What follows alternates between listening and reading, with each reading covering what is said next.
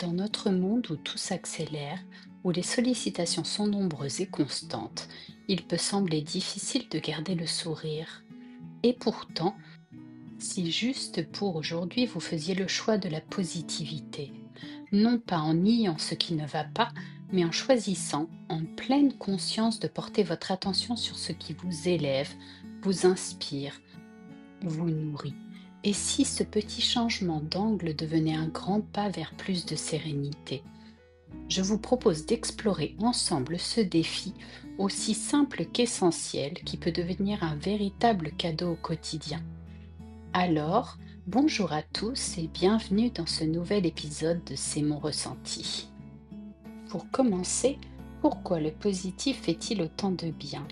Penser positivement, ce n'est pas fermer les yeux sur les difficultés, c'est choisir avec lucidité et bienveillance de nourrir ce qui vous fait du bien. La pensée positive, quand elle est sincère et ancrée dans le réel, renforce le bien-être intérieur et stimule la motivation pour avancer. Elle favorise également des relations plus douces, plus vraies, plus profondes. Être positif, c'est aussi prendre soin de votre esprit comme vous prenez soin de votre corps, avec respect, douceur et régularité. C'est offrir à votre mental un espace d'apaisement, un souffle de légèreté dans la densité du quotidien. Continuons avec les petits gestes qui font grandir le positif. Le positif ne se manifeste pas toujours en grand, il se cultive dans les détails, dans les gestes simples, dans l'ordinaire. Par exemple, sourire à un inconnu dans un parc ou remercier sincèrement quelqu'un même pour un petit geste. Vous pouvez également prendre quelques secondes pour remarquer quelque chose de beau autour de vous. La lumière, une fleur, le soleil, un rire d'enfant. Ces petits gestes sont comme des graines que vous plantez chaque jour. Et avec le temps, elles transforment votre regard.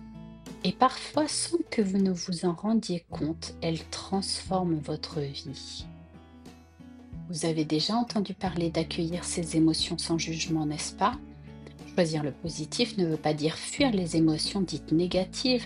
La tristesse, la colère ou bien la peur font partie de l'expérience humaine.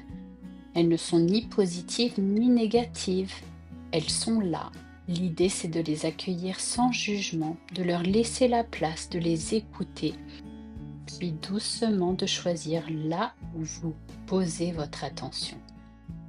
Le positif n'est pas une injonction, c'est une pratique, un chemin à parcourir.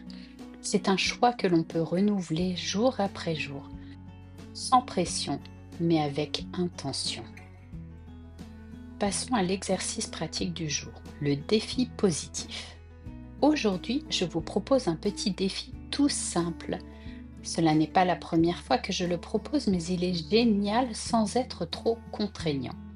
Et soyez honnête, dites-moi ensuite dans les commentaires si vous avez déjà essayé de le mettre en pratique. Alors le voici. Ce soir, avant de vous coucher, prenez un moment au calme pour noter 3 choses positives que vous avez vécues, même si elles vous semblent banales. Un moment de calme entre 2 obligations, un sourire échangé dans une file d'attente, une pensée rassurante ou une chanson qui vous fait du bien. Puis relisez-les. Et surtout, prenez le temps de ressentir l'effet que cela produit en vous. Vous verrez, ce simple rituel peut devenir une véritable source de bien-être. Vous pouvez également essayer de le mettre en place au moment du repas. Un peu comme un tour de table, chacun votre tour, vous évoquez un moment positif de la journée.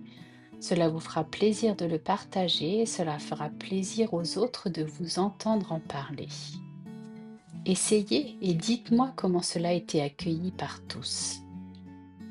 Pour conclure, juste pour aujourd'hui, osez la positivité. Offrez-vous cette attention douce, ce regard plus lumineux sur le monde et sur vous-même.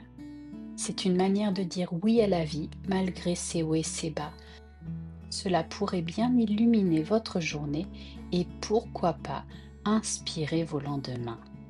Merci d'avoir été là jusqu'au bout. Si cet épisode vous a plu, pensez à le liker en me mettant un petit pouce bleu et à le partager à d'autres personnes que cela pourrait intéresser. À très bientôt. D'ici là, pas à pas, laissez-vous inspirer par le changement.